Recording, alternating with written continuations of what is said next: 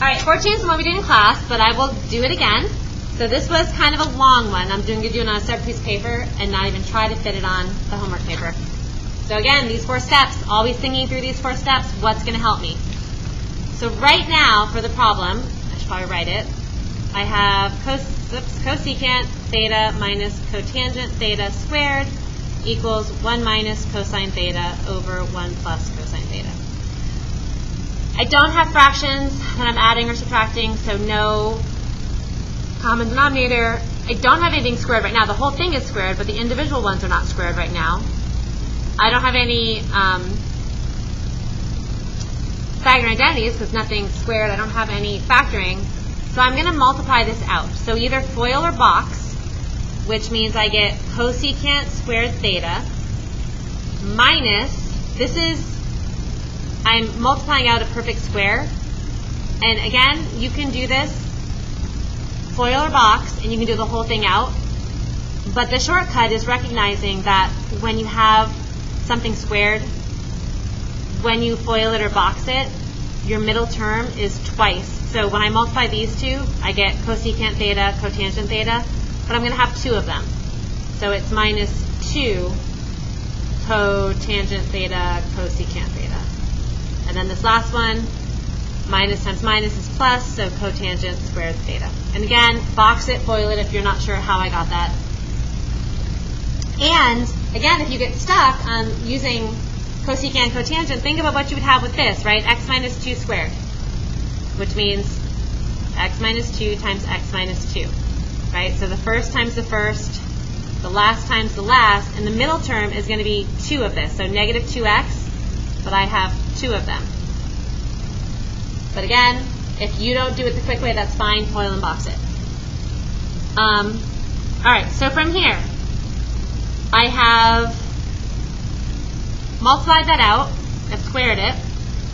So now, let's see what we're trying to go to. We're trying to go to cosine.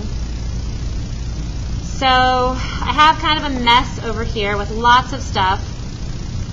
Probably would help if I got rid of some of it. So let's see what we can get rid of. Either the cosecant or the cotangent. I'm just going to get rid of the cosecant squared because it's first, because that is a Pythagorean identity. So cosecant squared is the same thing as 1 plus cotangent squared. So again, this is that. Those are the same thing. And then I have minus 2 cotangent theta cosecant theta plus cotangent squared theta. But now it's nice because now at least I can combine something. I have 2 cotangents. So I have 1 plus 2 cotangent squared theta minus 2 cotangent theta cosecant theta. Get that zoomed in better. So from this step to this step, it was Pythagorean identity, and from this step here, it's just like term, got combined. All right, so now let's see where we can go from here. At this point, can I factor anything, or I don't have fractions, so I can't do anything there. Well, again, if we get stuck, think through changing things to sine and cosine.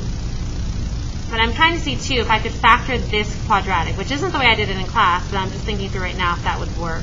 But no, because I have a cosecant there, so I can't factor it. All right, so we're going to change everything to sine cosine. So 1 plus 2 cosine squared theta over sine squared theta minus 2 cosine theta over sine theta times 1 over sine theta. So that gives me, on the top, let's see, and I probably want to make this a little bit longer. I have 1 plus 2 cosine squared theta over sine squared theta minus 2 cosine theta over sine squared theta. Now I have fractions, so now I'm going to find a common denominator. So that's sine squared, that's sine squared. So sine squared is a great option for my common denominator. Both of these have it. The one does not have it. So to get sine squared as a common denominator, this 1 needs to be multiplied by sine squared, but nothing else has to be multiplied by anything because they already have the common denominator. All right, so now let's see what I can do. Well, again, we're trying to get to everything with cosine, so it would probably help to get rid of these sine squares. So I'm going to get rid of this one and that one. They are Pythagorean identities, and I'm going to replace them with 1 minus cosine squared theta plus 2 cosine squared theta minus 2 cosine theta over 1 minus cosine squared theta. So from here I do have some like terms, right? I have, different color. I have something squared. Those are like terms. So I have 1. I still have this minus 2 cosine theta, but then I have negative cosine theta plus 2 cosine squared theta is 1 cosine squared theta. And I wrote it this way on purpose because it's the constant, the linear one, and the squared one. Not that cosine is linear. And then this factors to be 1 plus cosine theta, 1 minus cosine theta, because that is difference of squares. Perfect square, minus. All right.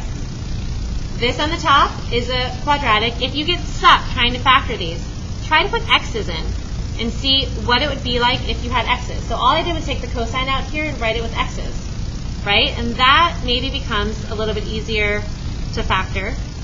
So I have 1 minus x, 1 minus x would be how I'd factor that. So this is the same. It's just 1 minus cosine x, 1 minus cosine x, all over 1 plus cosine, x should be theta, 1 plus cosine theta, 1 minus cosine theta, and now I see that I have a minus on the top, a 1 minus, a 1 minus. Again, they can't be individually picked out and canceled. You can't cancel this cosine with this cosine. It has to be the entire thing in parentheses. They have to be multiplied, and then entire parentheses with entire parentheses.